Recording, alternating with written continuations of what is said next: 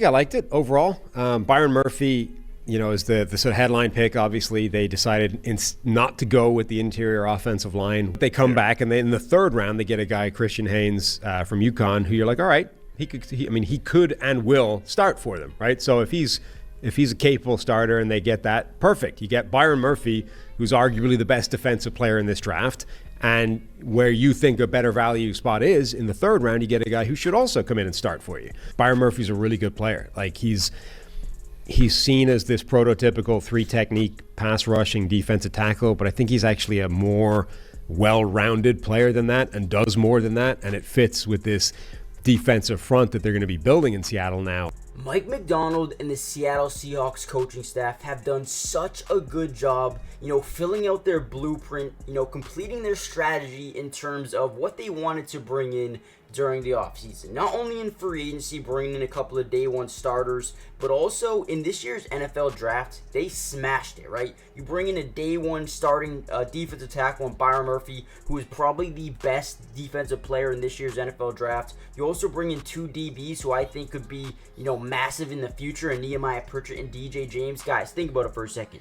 What has Mike McDonald done in Baltimore over the past 2 seasons? Yeah, coached them up to be 2 of the best defenses over the past 2 years. They've been unreal, right? Mike McDonald comes over here with a great amount of talent right off the bat, but is also filling out his system. In this video, we're going to break down exactly why Byron Murphy, Nehemiah Pritchett, DJ James, why these guys are such good fits. We're going to break down their film, and we're going to explain it all. But with that being said, comment down below, who are you most excited about from this year's draft? Is it a Byron Murphy, a Christian Haynes? Let me know in the comments down below. But with that being said, let's break down why the Seattle Seahawks culture is going to change forever.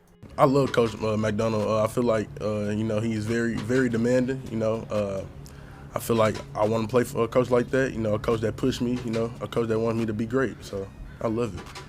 Now, rookie minicamp is officially underway, and we're starting to see a lot of his explosive traits come out. But everything I say in terms of rookie minicamp, got to take with a grain of salt because pads aren't on. There's no full contact, so obviously got to wait until those, opportunities come. But right off the bat, what we notice here about Byron Murphy, he is muscular explosiveness with the tools and talent to become, a very productive 3-down defender in the right scheme. Seattle is the perfect scheme for him. He's got that twitchy first step quickness combined with that power in his lower half. Guys, this dude's going to be a stud.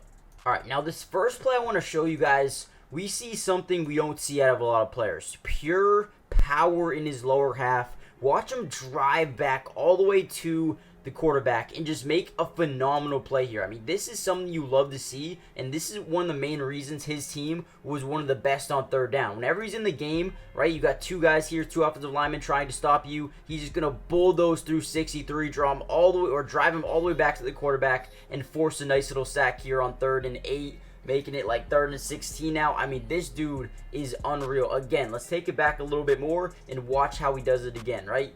Boom, quick off the line, and just drives, right? Drives those legs, makes sure he has all the power in the world to get to the quarterback, and he does it perfectly.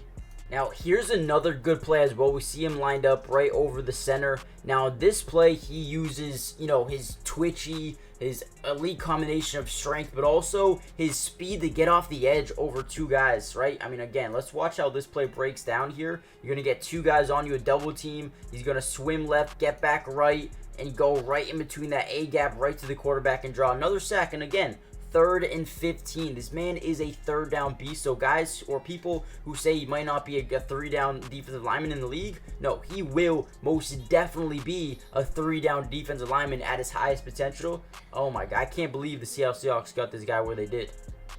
Now guys, before we break down this next play here of Byron Murphy, I want you guys to do me a quick little favor. Hit that like button, subscribe to the channel if you're new. It is free, doesn't cost anything. And guys, we will be covering Seattle for the rest of the offseason. Rookie minicamp has just ended, but with that being said, OTA is starting a little bit. We're going to be dropping OTA practice highlights. We're going to be dropping training camp highlights, breaking news, everything you could think of. We got you guys covered, especially on this draft class. We're going to continue to break it down. If you guys want a part part 2.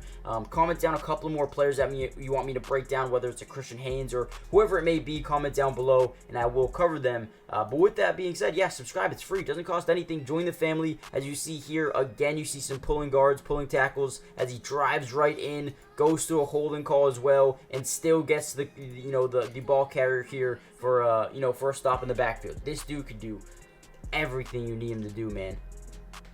Now, another thing I love about Byron Murphy is his ability to read and react to the guys in front of him. On this play specifically, you're going to see a bunch of these linemen just shift to the left side, trying to get a little bit of a run game to the left side going. So you're going to see this guy go this way, this way, this way. Everyone's going to pull left as a running back's going to try to get to this left hole, right? Now, what we actually see here is Byron Murphy doing an unreal job reading the play, understanding why these guys are going in that direction. Look at right off the line, he notices it and is attacking that inside, that A-gap area between the center and the guard. Boom, gets right through there, gets held as well, but still makes a play on the guy in the backfield. I mean, this dude can do everything you want. A 3-down lineman, at his very best. I mean, he's got great pass rush. He's got, a relentless energy, right? He's got edge-to-edge quickness. He's got a variety of rush approaches. He's got a combination of strength, balance, flexible power in his lower half. And his frame with the lean muscle just shows he's an NFL prospect right away coming out of college. This dude is going to be such a big pickup here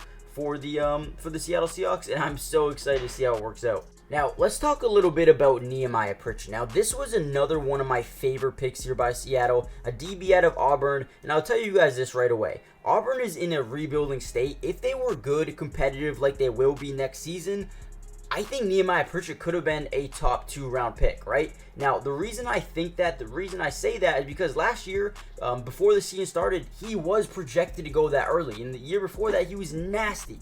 Auburn had a really bad year, and another major thing about Auburn last year, they couldn't get to the quarterback. On this play specifically, we see Nehemiah Pritchett lined up against Malik Neighbors, and the O-line or the D-line cannot generate any pressure on the quarterback. If Auburn's D-line could have generated pressure this year, I guarantee you Nehemiah Pritchett would have came out with interceptions, more pass deflections, and more opportunity. On this play specifically, Jaden Daniels has all day to throw in the pocket, and Nehemiah Pritchett still plays relatively good coverage here on the second best wide receiver in this year's draft class, Malik Neighbors, and makes a great play on the football. Again, I'll say it one more time.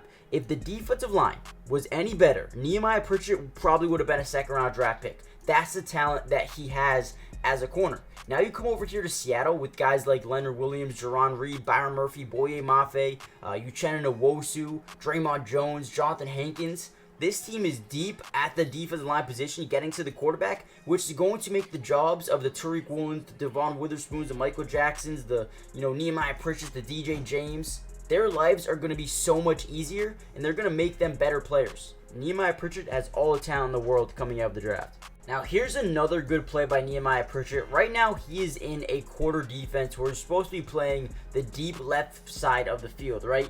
Now, one thing about cornerbacks that I love, especially when they're in a zone coverage, is they need to be able to read the quarterback's eyes and make adjustments as they go, right? So on this play, we're going to see a crossing route here, and on the left side, we're going to get another crosser over here. So basically, the left side of the field is pretty much open. We do have an attacking post coming this way, but we got to understand, we got to read the quarterback's eyes. Where does he want to go with this football? And that's the one thing cornerbacks need to do in zone coverage. So right away, Nehemiah Pritchett turns his body, understands the quarterback is looking for this underneath throw. And keep in mind, this is 4th down, okay? So they're trying to get right at these sticks. They need this 1st down marker, right?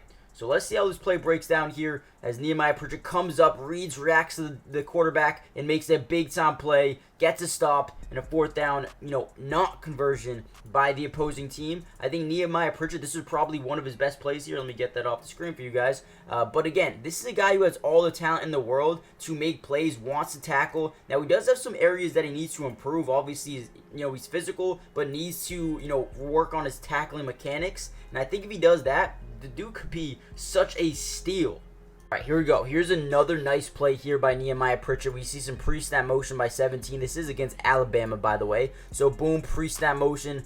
Defense going to adjust a little bit here. Now, Nehemiah Pritchett on this play specifically got to take the outside man. So, boom, he's got to react so quickly to this, knowing he has deep safety help. He's got to understand where to go. We're going to get a quick out route. I mean, this is a beautiful concept here by Alabama, knowing that you have two DBs, needing to communicate in the college level. Makes a great read, jumps up, and gets a nice deflection. I mean, this is great. I mean, let's watch this in full here.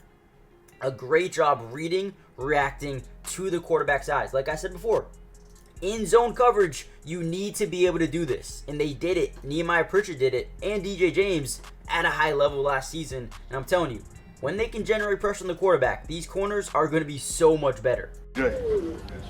What's up, Coach? Not much, man. What's going on with you, man? You know you just got a dog, right? Is that right? Is that right? Oh, yeah.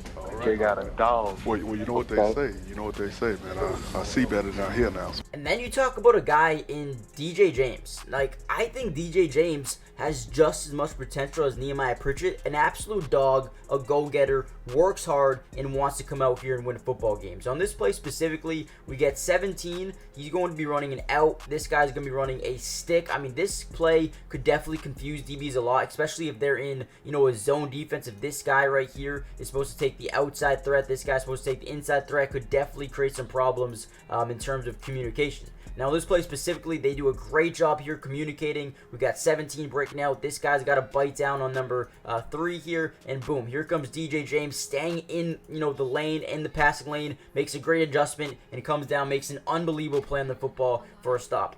Guys, I'm telling you right now, these two guys, Nehemiah Pritchett and DJ James, they're going to be such good additions, man. Not only do they have chemistry right away, but we're going to see in training. And you talk about Derick Hall. Derick Hall played with both these guys. Man, they like these Auburn players. I'm telling you right now, as an Auburn fan, I think these guys are going to fit pretty well with Mike McDonald.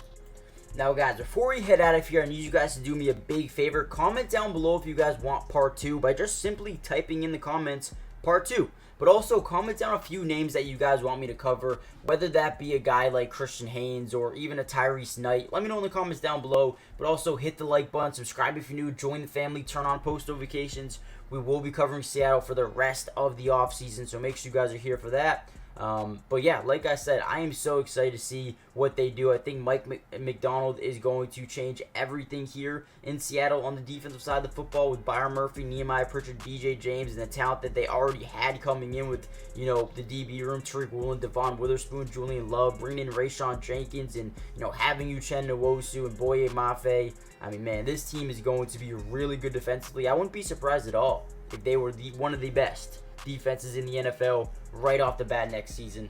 But yeah, with that being said, join the family, subscribe. It's free, doesn't cost anything, guys. And let me know if you guys want the part 2. And I'll see you guys then. Peace.